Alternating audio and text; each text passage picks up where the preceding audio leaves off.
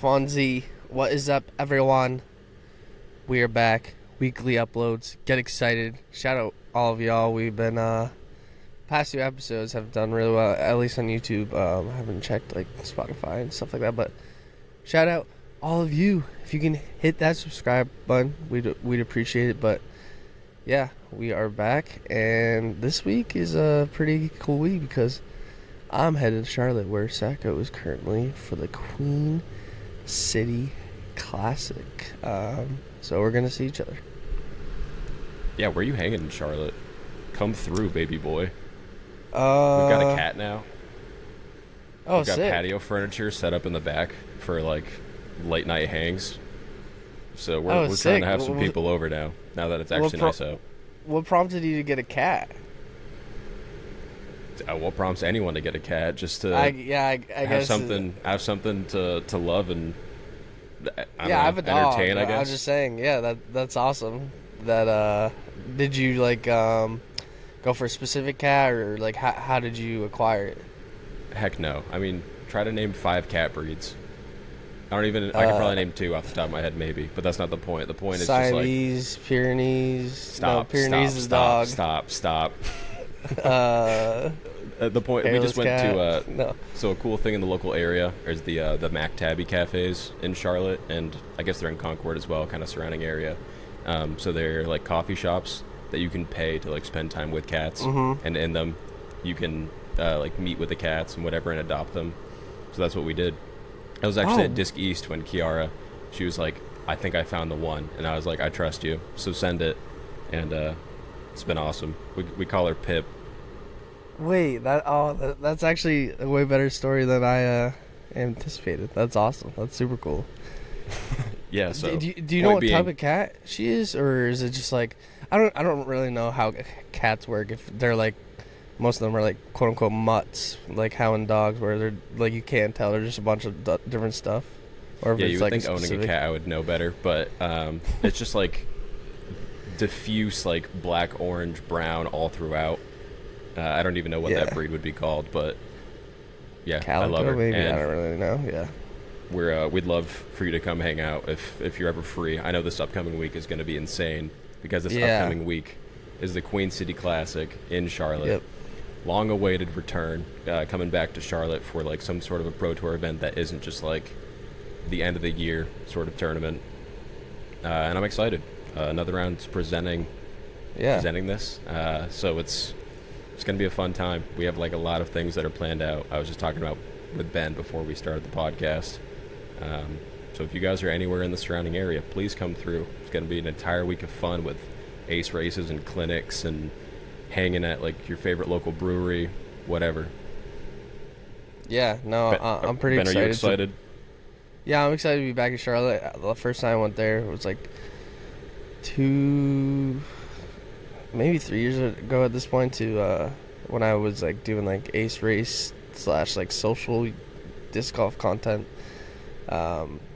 Joe hit me up. He's like, hey buddy, like he saw my initial video I did at Maple Hill. He's like, yeah, if you want to do one down here, let's do it. And so I was like, all right.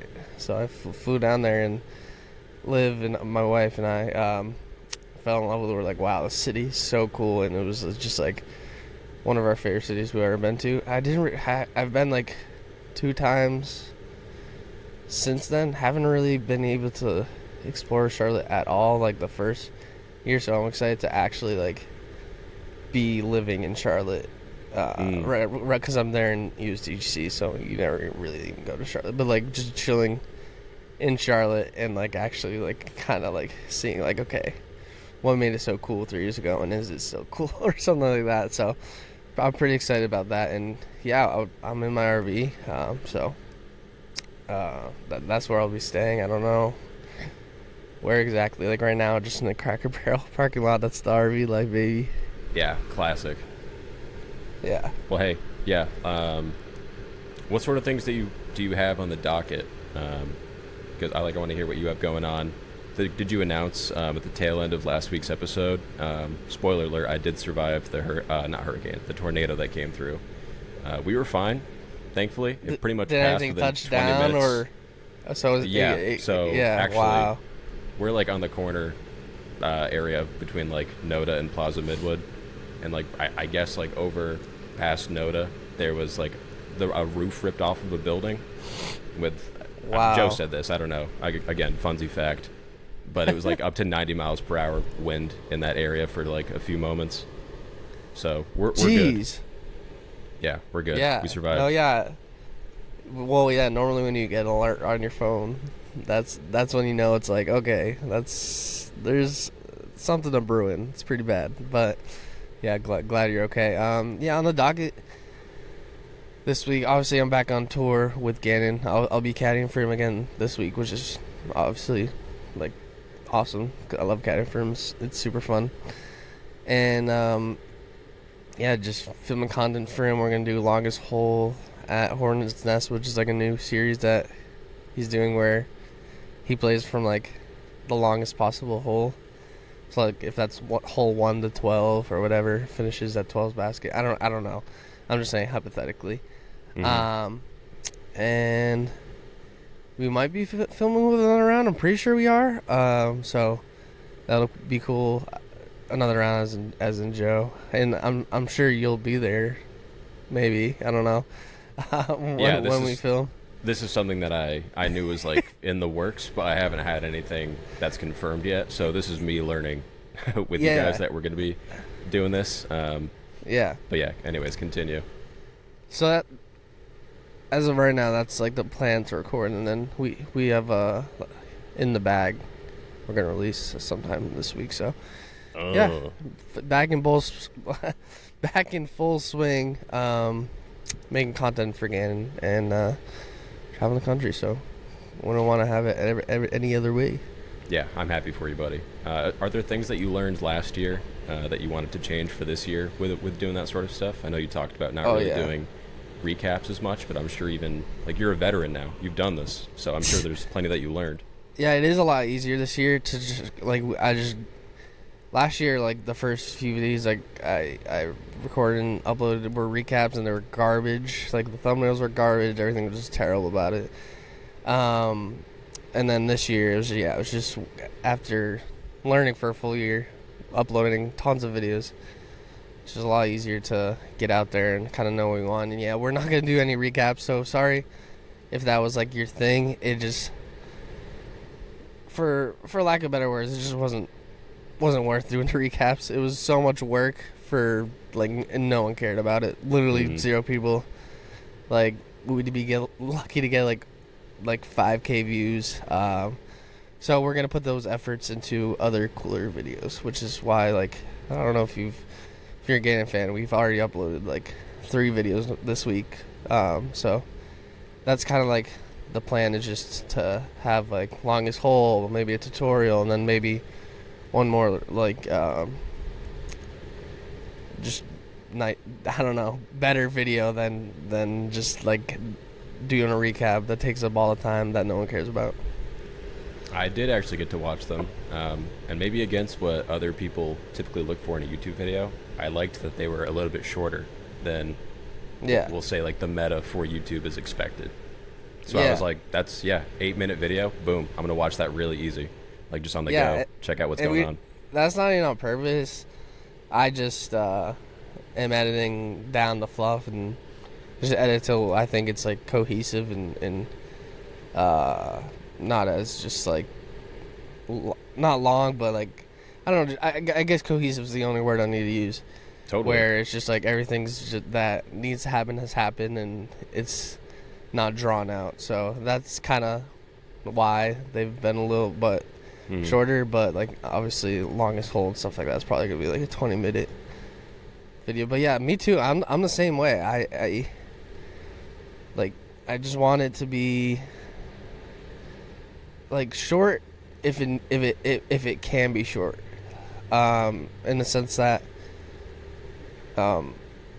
just cutting out all the fluff. Like I don't want to be there just having it be drawn out just to be drawn out. You know, you just want you want the actual content, the actual action, and then the video end.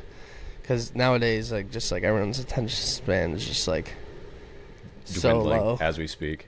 Yeah, It's because it's just reels. It's just crazy how reels work nowadays. So it's just that's the way most people consume now, and it's just how it is.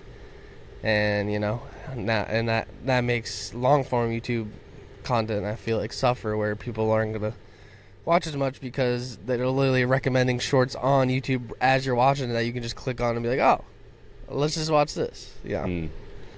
Yeah, I find myself because I think when I first started editing, I was just like, get rid of all fluff. Anything that is not serving the video, I was just like chop, chop, chop, chop, almost to a fault. And now I've kind of found myself somewhere in between, where I try to make it feel like it's somewhat natural.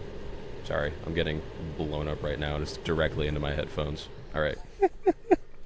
I try to like make it feel natural a little bit, because I think like to a fault I would make all the cuts and it made it feel choppy. Like there was, I won't name names, but there was, he wasn't like a large disc golf content creator, but he spent like so much time just editing every little, I mean, if there was like a breath that he did, he would chop it out.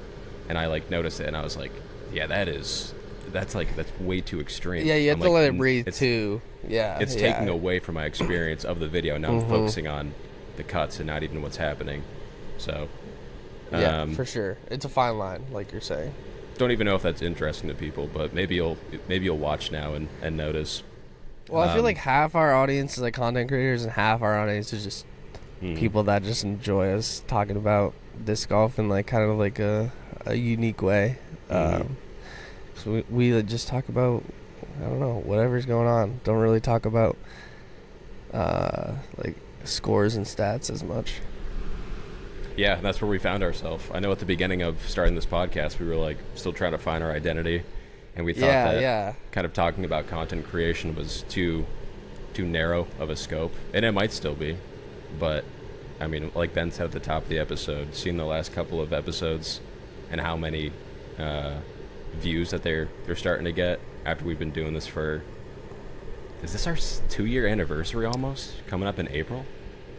Oh wow, yeah. How insane is that, Ben? That is insane. I mean, yeah, Funsie's always kind of just been like, just like something we did for fun, and it's awesome to see that we're still doing it and going along with it, because it's so easy to just stop doing a podcast, and it's awesome that we have. Right. Dude, I feel like we have a very dedicated fan base. It's super cool. We always have like good amount of comments on our videos, like maybe like 5 to 7. It's nothing crazy, but still, it's like the same people commenting, and dude, this just gave me a flashback to prior this week. So I was in Birmingham, and Robbie C was having his like Patreon members fly out. See, he had like 30 people. Oh, did you get to see Robbie? Yeah, me and Gannon surprised his doubles, random doubles he was doing on Friday, and we played with some people. And some guy, I didn't know I was going to be there, but he asked me to sign a disc, and it was a Funsie flip. I was like, no way. I was like, a Funsie flip in the wild? That is awesome. And I think his name was Mike. Shout out Mike. I'm pretty sure that was your name. And yeah, that was my first time signing a Funsie flip, like in the actual wild. Like where it's not at like Disc South or like, I guess it's not the wild, but still, it's just like, it was still disc golf related, but it was still cool that he just had that on him. I don't think he was from Alabama. He flew in from somewhere, and he had no idea it was going to be there. But yeah, I was able to sign that. So I don't know. It's just stuff like that always surprises me, where it's like, wow, this is super cool that Funsie kind of has this impact on people. Yeah, like you said, it's just something sort of in the background that we love to do. So maybe it's not something that we necessarily, we have other things going on throughout the day, and then it's like, okay, let's make time for Funsie. It's like a good time to hang out with your buds. But for someone else that's listening, it could be the thing that they look forward to each week. They're like, dude, it's Tuesday. Now that's our upload right now. It's like, it's Tuesday. Yeah. Like there's a new Funsie episode, and they look forward to that on their drive-in. Yeah, and for everyone listening, we've set a hard record time for this year at 9 a.m. on Monday. So we're gonna keep doing that every week now that we've all slotted it out, and we're gonna give you content hopefully every Tuesday. So that's our goal. 9 a.m. Eastern on Monday. We're gonna record, and just commit. And if you like obviously Jay Millie's not here, and that's because like we're just gonna record at 9 a.m. So whether someone's here or not, we're gonna record and we're gonna get out to you. So that's kind of been our goal this year, and how we're gonna get weekly content out, which is 9 a.m. on Monday. We're gonna record no matter what. So yeah, agreed. With thumbnails. I mean, there's with thumbnails. That's another important thing. Yeah. Yeah, we gotta upload the thumbnails. Yeah, throughout these couple of years, I mean, we've changed days that we've recorded, times, exactly. That's why. morning, evening. Yeah. I mean, there are times that like maybe Ben would, like more would fall on Ben or more would fall on me, or I mean, it's all been give and take. But I'm glad that Funsie's still around. Yeah, and I guess there's no context there. That's why I was saying that. On the back end for everyone, it was just we wouldn't have a set day, so it'd be like, oh, like, can we do 7 p.m. on Monday, and then like someone couldn't do it, and then it'd be Tuesday, and then like something would come up at like 7 p.m. So it's like, okay, maybe like Thursday, like, oh, I can't Thursday. So that's why I'm saying 9 a.m. on Monday every time. So we'll slot out that time and be committed to it. Yes, sir. I mean, right now I have the schedule up for things that are going to be going on the week of Queen City Classic. I'm sorry to all listeners that are not in the local area, but I'm going to talk about these things anyways. So if you are close by, or even last second, and you're like, I'm just going to take a week off of work, now's the perfect time to do it. Come on down, hang out with us. We'll be there. I mean, Ben and I will be there the whole time. I'm excited to see the Charlotte and the surrounding area really ball out for this event, because I would imagine it's going to be here for years to come. All right, I'm not going to talk about Monday, Tuesday, because you guys will be. It's a little too late at that point, but today's Wednesday. Monday, yeah. I mean, there's going to be flex starts all throughout the week. There Jonas are? Practice round at Hornets Nest. Wait. I think. Yes. When are the flex starts? I like, one of my goals on tour this year is to actually like play disc golf. Last year I didn't play disc golf at all, so I'm trying to play. Are you asking like where they're at? When? Yeah. So are they like? Is it like Wednesday, Tuesday, Friday, or is it just like a Friday flex? Or Dude, they're literally every single day. Monday, Tuesday, Wednesday, Thursday, Friday. that is so sick. Oh my, I gotta play. Welcome I to gotta Charlotte, play baby. some of them. That's sick. Maybe the Tuesday, Wednesday ones. I can. No, not Tuesday. Maybe Wednesday, Thursdays. I can get out there. Yeah, I'm excited. Let's do it. Wait, would you I'll play start a with- flex with me? Probably not. I'll probably be recording or Oh editing. yeah. So I can't commit to anything this week, unfortunately. All right, go ahead though. Sorry. Yeah. So Wednesday, Jomas practice round. Obviously, people can come out to that, come hang out. I don't remember if Joe's making an appearance. I know they talked about that at some point. Then there's also going to be an ace race on Wednesday at 6 p.m. at Scrapyard. Come out to that. You guys know the hole already. Hole 8. Yep. It's the hole that Ben has done his video on. That no one hit the ace That was apparently not after ace. doing it for like, what was it, 3 hours? It was a while. Yeah, no one aced Insane. it. Still insane. Insane. If people are gonna ace it this time around, they gotta. Yeah, come out to that. Thursday. I mean, there's going to be like player parties and stuff like that at Heist Brewing. So if anyone's been to Heist Brewing before, they're also going to be doing like a player fly mart. So if you're in the area, come out, grab some swag from your favorite player. Dude, there's so many things here. I'm not going to try to bore everyone with every single detail, but we're going to be doing another ace race on Friday. I think that one's going to be at Hornets Nest on hole 2. No, that's Saturday. I'm sorry. Saturday after MPO. Hole 2. Maybe not hole 2 for the tournament, but the island hole at Hornets Nest. We're going to be doing an ace race there with Jomez. So come out. I think it's hole 18 that's for the insane. tournament. No, or 17. I think it's a later hole. It could be. Hole 5 is the starting hole this year. Oh, Like what the traditional heck? hole 5 for I was Hornets just Nest. muted there. Sorry. What I just said. How did you hear me? Was I just muted or not? I'm so confused. I don't know. Listeners will find out real Well, quick if there was a blank well, space right there. what I said there was hole 18 at or 17 I think is the island hole now. Because they switched it around this year. The layout. Ooh, actually, I would love that if that is true, because hole 3 would be a doozy of a finishing hole.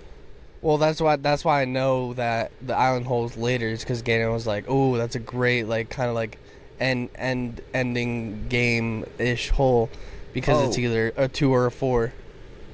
Yeah, I think it's hole 4. I mean, it's like traditional. If anyone's ever watched the Final 9 from 2012 Worlds where Macbeth won, I believe it's hole 4, and that's where he won his first world title. So that would be iconic if that was the case. Yeah. But that's a really good finishing stretch. I'm excited. Yeah. This it's a good course. I know that's not I've like never some seen incredible it take in before, person. but I can see that they've been doing some work out there. They've been cutting back brush to like make room for spectators. So Charlotte in Dude, its full and form, wasn't baby. it insane? Like at the Pro Tour Championship last year, they played Hornets Nest or something like that, and Gannon and Ricky shot like 14 down or something like that. When everyone's like, "This is the hardest course ever," like, they're just absolutely absurd. That was another classic Gannon and Ricky battle. That was just a Yeah, masterpiece, a masterclass. It was just like, how are they doing this? Like I played with Gannon the other day at Inverness in Alabama. For anyone that knows, shout out Pete Collins. I played with him a few The times. man. You're gonna be listening to this. I know you are, Pete, and Sam. Yo, shout out Sam Collins. You better keep practicing. And yeah, I played with him yesterday. Gannon shot like, and like, given he wasn't really like, he was watching Iowa State or whatever on March Madness, so he wasn't really paying attention. But he shot like 6 down, which is like obviously great because I shot like 5 over. But just the context is like, it's mind blowing that Inverness seems like such an easier course for him. But when he's like locked in, he can shoot like 14 down on a way harder course. I don't know. It's just like, it doesn't even make sense to me how that's even possible. Yeah, I haven't seen, or I haven't played the course, but I've seen it through like Pete's channel. I know Broad played it recently, staying with Pete, Robbie C. Oh really? I didn't know that. But that is like a more difficult course, correct? With like a ton of elevation change and like some water involved. Yeah. So, dude, Alabama's so weird. Like, you think like Alabama, like country, whatever, honky tonk, but it was actually beautiful. Like Birmingham, Alabama, I was very surprised. It was like beautiful, cheap, but also like it didn't seem cheap. Like the facilities there, the parks there were awesome, and the grass in the parks, and yeah, it was mountainy. It was like weird, like Inverness, super hilly, super rocky, like a lot of elevation. Then we went and played Cactus Rock, actually, which is like the Dylan Seath's Yep. owned course that's designed by Paul Macbeth and Avery Jenkins, and that was the craziest hike I've ever done in disc golf. It was like a beautiful course, like insane. Like I wouldn't be surprised if it's on the Pro Tour at some point, because it was like very challenging, but fair, and beautiful. But dude, it was like it was 6 miles we walked to finish 18 holes. Crazier 6 miles. crazier than Supreme Flight Open, because I just walked that again recently, and I was like, dang. I'd say so crazier, because every single hole you're going up, down, up, down, up, down, pretty much. So it's just a hike the whole entire time. Intense. Now it's exciting. I mean, Avery that works at Another Round, his wife's family lives in Birmingham, and he hypes that place up. I know sometimes Oh, really? he's gone. Yeah, sometimes when he's gone there, he's like met up with Robbie, and Sick. so maybe it's worth going out to and going to check it out, because it seems like the disc golf scene there and like the local food scene is a ton of fun. Yeah, no, it was very surprising that I was like, wow, I would actually like move here if I needed to. Like the quality of life was pretty cool. And shout out Sully for letting me stay at his, and his parents for letting me stay on their street. That's huge. So based on things that have happened at the beginning of this year, I know previously it felt like AB and Gannon were like, it was like the heated rivalry of like the beginning of last year. This year it's shaping up where Rick is really coming into his own, now throwing disc-wrapped plastic. I mean, how does it feel to you? I mean, it seems like there's a strong possibility for this week in Charlotte. The two of them could be another battle, a title again. Yeah, I mean, shout out Rick. You know, from not winning a single time last year, first time I think in his career or something like that. Funny fact. To winning the first event of the year, and then basically the second event of the year having probably like his odds of winning were probably like with 6 holes to play were probably like 70%. Like he had a pretty good chance to win. The fact that Gannon even came back and won still boggles my mind to this day. So shout out Rick firing on all cylinders, and really just like this year just like stepping up. I'm excited to see. I think this is the first rivalry that is actually a rivalry that isn't forced. Meaning, like, some people are like, "Oh, is this a rivalry?" You know, the Pro Tour, well, or not the Pro Tour, but I should say media wants to like be like, "Oh, like this is a rivalry between whoever." But I think this is a classic like Paul versus Ricky rivalry where it's like like there's some blood in the water when they're playing together, trying to one up each other. Like they're friends and off the course and stuff like that. But I'm just saying on the course strictly when they're together is because this has been like the third or fourth time where him and Rick have battled it out. Like we had last year at the DGT, or was it 2 years ago? Whichever one was at Hornet's Nest where Gannon, I think, came back and beat Rick. Go down by like 6-stroke, beat Rick, and then that happened at Big Easy Open, and then at Supreme Flight, Rick held off Gannon, and then I want to say there's been a few other times where it kind of like it was them just kind of battling it out. So yeah, I think it's gonna be cool to see kind of that matchup, especially because they're kind of like they were on Jomez talking about Gannon being lucky and stuff like that. Yeah, so it's even in the media. That's how it's like a real rivalry when they're playing, but also kind of talking about it outside. So yeah, man, it does feel real. Dang, I had a point that I wanted to go from that. You got Funsie, it. give me like 5 seconds here, and I'll recall it. Well, that's the thing about Funsie. We can just have dead air, because that's just how we are. That's what people come here for, is dead air for sure. That's just how it is. Well, anyways, the fact that Rick was, even if the media is portraying these two to be like rivalry. That's a pretty loose term, I suppose, but it does feel like it's heated, and like it gets serious on the card when the two of them are together.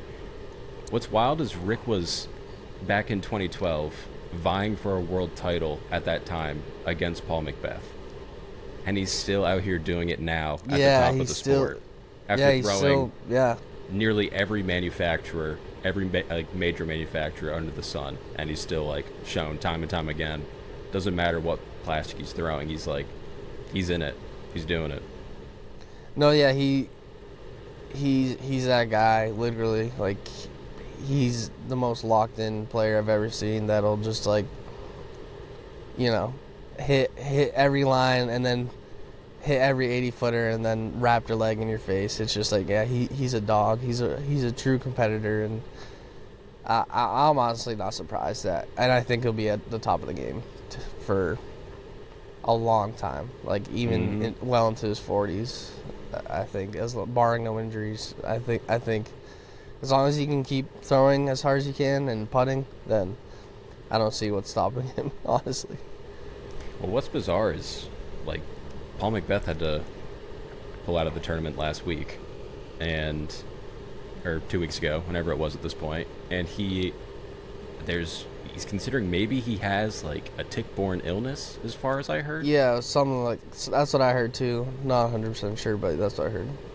I mean, Rick he had his flare-ups like 2 or 3 years ago where, I mean, was it his knee that he had to keep getting drained over and over again? Rick has Lyme's had like disease. A huge effect on him. I know it's all over. It's like a spectrum kind of how badly it'll affect you, but when it pops up for him, I mean, he was hurting like a long time ago when it first happened. And I think that's part of the reason he didn't do that well last year. Yeah. Is because he I was filming his practice rounds last year, and like there was one time where even like his wrist just felt like just bad, where it's just like he couldn't really get that oomph because his wrist was just not 100% there because of the Lyme's. Sucks, man.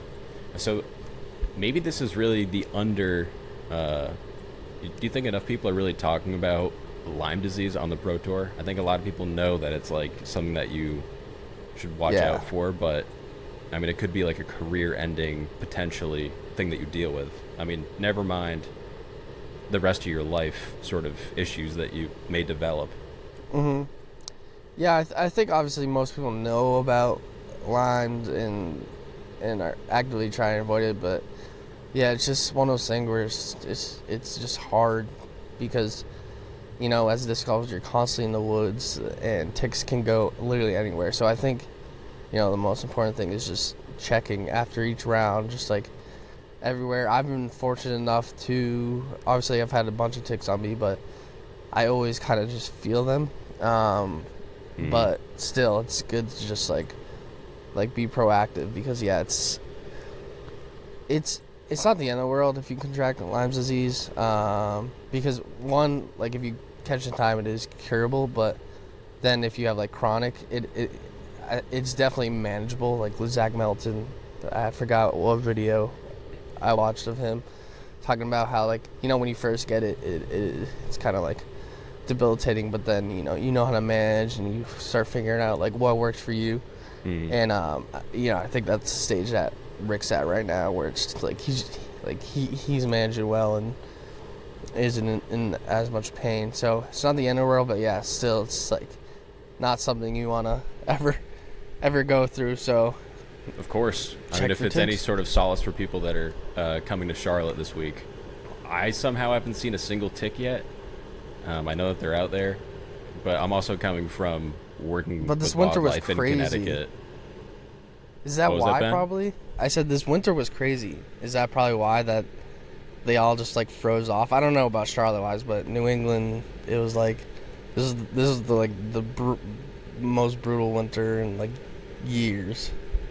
Yeah, luckily you didn't have to experience too much of it. It seemed like, but yeah, it was nice. Hey, great time of year to be in Charlotte, so I won't complain in that regard. At this point, Ben, do you have any closing thoughts? I mean, we've been going for a little over a half hour at this point. Anything else that you got? Yeah, nothing. I guess we can talk about like my content personally that I've been releasing. Yeah. I don't know if you saw any of that. I have. Caddy Cam, I love it. POV. So I don't know. That was just something fresh that I just randomly thought of before the season. I was like, oh, it'd be cool, and then it just so happened to be like the most insane battle ever happened. that to do the Caddy Cam. So that was pretty exciting. Like, I don't know if I've talked about it on this podcast. I'm pretty sure I have. My kind of like angle with content is just like I'm just gonna post short form and just like enjoy it. Really, just do what's in front of me, man. Because it's just so much easier to film. You don't have to plan. And then the editing, it's just you're just chopping up. There's nothing crazy. So that's what I plan this year. It's just like just show the life on tour and just cool things that pop up. So yeah, that was pretty awesome to see. That was well received, and yeah, I plan on doing that.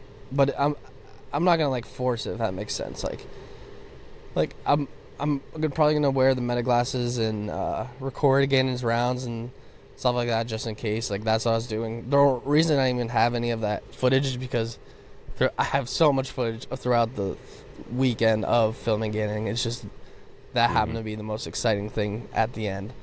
But yeah, I'm not gonna force it. So there might be events where I don't even post anything if nothing went off. If Gannon finishes like 13th and like I'm not gonna post like giant C2 putt from Gannon. So we'll see. But yeah, I want to do like kind of like day in the life stuff like that as a caddy, or like just like hanging with Gannon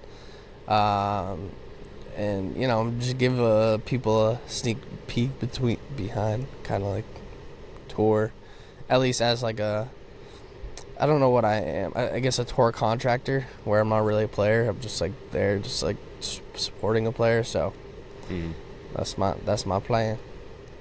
But we'll see what happens. Like I said, it's no pressure. I don't know if you feel like you're good at making content, but you're good at making content. So it's fun to watch it when you make it, especially like if it is for fun. Like, you have such a perfect perspective in your position right now to show angles that maybe some people aren't able to take away from just watching live or through Jomez or whatever. I think like the Big Easy Open was a perfect example of that. Yeah, exactly. Like I said, that's my goal, just kind of like giving that behind the scenes look. And yeah, so like with Gannon's YouTube videos and stuff like that, I think I am good at content in the sense like I kind of understand. Like, I'm not the best at doing the over the top stuff like I don't know, edits like Mr. Beast, like and like bloops popping up.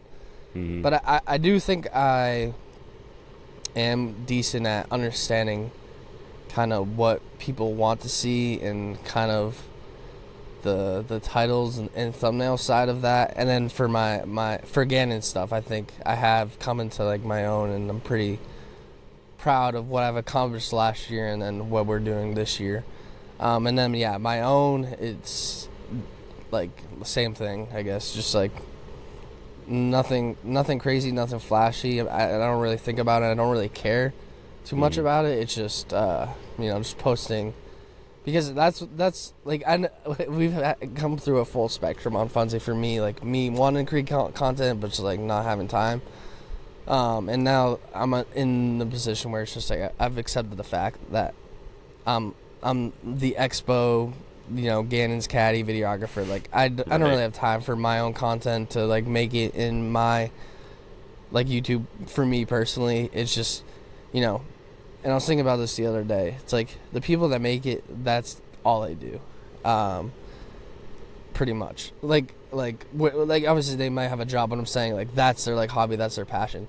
I just have way too much going on with wanting to get good at disc golf, caddying and filming for Gannon, and then the X was that it's just like I'll never be at the point where my own personal content will ever I don't know, just be like the thing that I care about the most and try hard at. So I've accepted that fact now that we've gone full circle. It's just like I'm just gonna post what's in front of me and just have fun doing it. And I think that's just like, for me personally, the healthiest way, because I remember just the biggest struggle for me when I was doing it, like doing the ace races and all that, was just having to plan out stuff.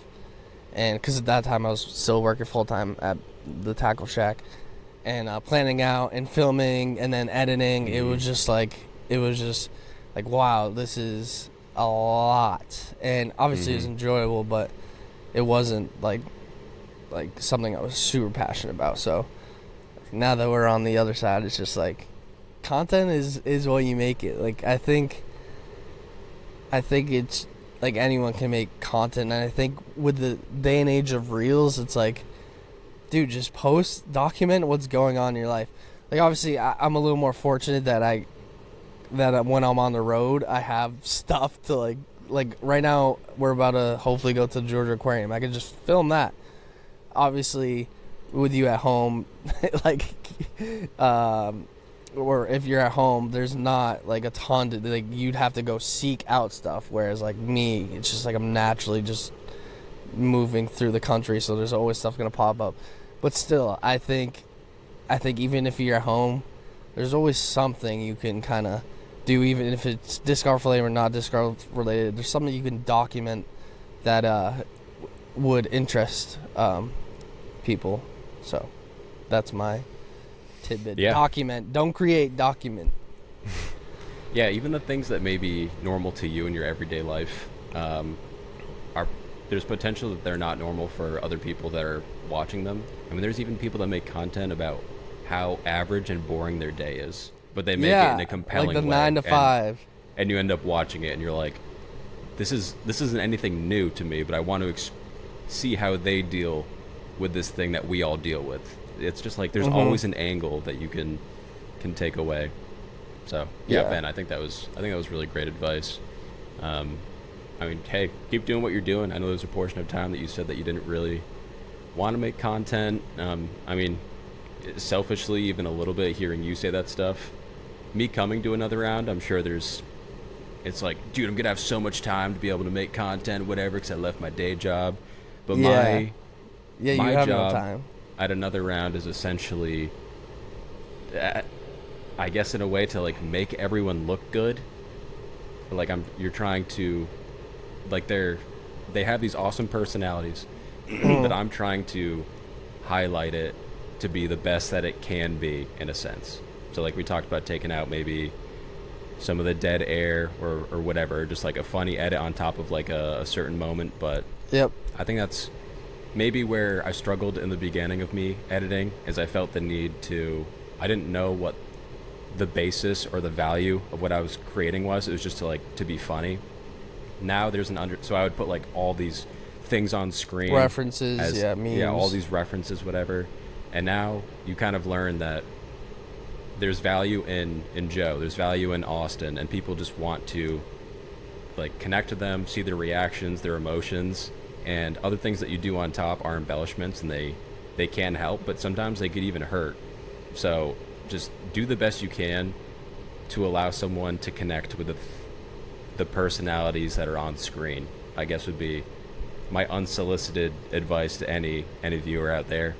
And I feel like anything that I've learned over the last couple of years, I mean, me doing YouTube, that was something that I started doing pretty much, like I did a video or two by myself, but that's pretty much something that I started doing in November, October, something like that. And it's just figure it out as you go. I mean, that advice that I gave you may even change in 6 months, who knows, but we can only give you whatever sort of advice that we have up to that point in our experience. And it's just to try to entice and hopefully inspire you guys to want to take that step, because this is the spot that we found ourselves in at Funsie, is being like, hey, make content. No, exactly. And like, as you say that, and obviously you're not able to make as much as your own content, meaning like the Nathan Sack Instagram, just because like the fact of matter, you're kind of experienced what I experienced, like that like, well, it's like, wait, I don't even have time to do my own. But the fact of the matter is that like, you don't have I'm now realizing, like, you don't even have to be that good at like, you don't have to be the master, even if it's like this. Like, to me, making content is my side thing, 100% my side thing. Like, my personal content. Sorry, like obviously making content for Gannon is a main, like my full time job as of right now. Now it's not Expo season, but it's just like, you know, there's so many more layers to who I am and what I do, that sometimes I think like, oh, I'm not that great at making content because I just have all this other stuff, and comparative to like someone like Jay Millie or Foundation, like, you know, they're way better than me, and that is true, like 100% true. But I think that, like, you know, I think you got to find that value and kind of like accept that what you're making is like kind of like what you got, and like kind of like the best you can do, if that makes sense. And like, I think it's important that even if it's not nothing like crazy, that to still make content and look back on that and give yourself credit to be like, even though this isn't my main thing, like I'm still pretty proud of it. So I think that's a kind of don't compare yourself to these bigger creators. And I think it's important to compare yourselves, obviously, if you're trying to grow and be really big and kind of like on the same level. I think that's important. I think you have to like study algorithm and get nasty edits and great ideas. Like Rip Disc Golf is a perfect example of this. He kind of, I don't know if obviously Rip. He's been a new content creator and has been blowing up. Like every reel of his gets like 500,000 things. And that like when I first was like getting into that was like what I noticed too. And he's just cracking the formula too. It's just like that social side of disc golf where it's like how far can you throw or can you ace or stuff like that. And no one was doing it in short form, and he came along and just it absolutely is. It's ripping, and he's doing great. So it's just like things like that. There's so much out there, and that's what I'm saying is like that's just simple content, and it's doing great. So there's so much out there to like pull from and do that. You can do. Yeah, as AI has become more and more prevalent in our daily lives, if anything, you're kind of seeing a shift. So before it'd be like you're trying to seek perfection and try to make your content as high quality as possible and all these edits. Yeah. And now people are kind of looking for AI. So even if you're not using it, something that is like really well polished, someone might be like, immediately write that off. Like it's not, I want something that feels real, that I can tell is like actually made from a creator. I mean, even seeing, I won't get too much into it, but even seeing like a thumbnail that's AI made, it like, I get everyone has limits with what they're able to do, but if someone puts the time into making the thumbnail, I'm probably more likely to click on that because they cared enough to invest the time in making this thing where it's like, okay, I can tell that there's like a labor of love involved with the thing that they're making. Yeah, exactly. Yeah. I don't really even know where what I was going for in this whole thing, but hopefully you took something from it, same deal. Listener. It was just like, it was more so just like, it is important to study up and, make good edits because that's time and time again proven that, that is what people want to see. Like that Jay Millie asking why he has so many subscribers because he just makes incredible content. So it is important, but I also kind of on the other side, like, sometimes you can't be Jay Millie. Sometimes you can just do whatever you can, and that's important too. And I think there's so many levels to it that where it's like, just like you can be the highly edited and you can be kind of more just like raw, I guess is the name, and that's fine. Just if you want to create content, just create content. At the end of the day, that's my biggest point. That and be consistent, I think, is another huge point. Because if you just put out a banger once every 6 months, I mean, the people are. It'll be cool when it comes out, but it's hard to like follow along with you and whatever. I mean, a great example is when I used to make music. There would be, so you'd have like all these bands in your scene or like the greater area, and there would be one. Well, you have like, of course, like your buddies or like your favorites where like maybe the music that they make you relate to better.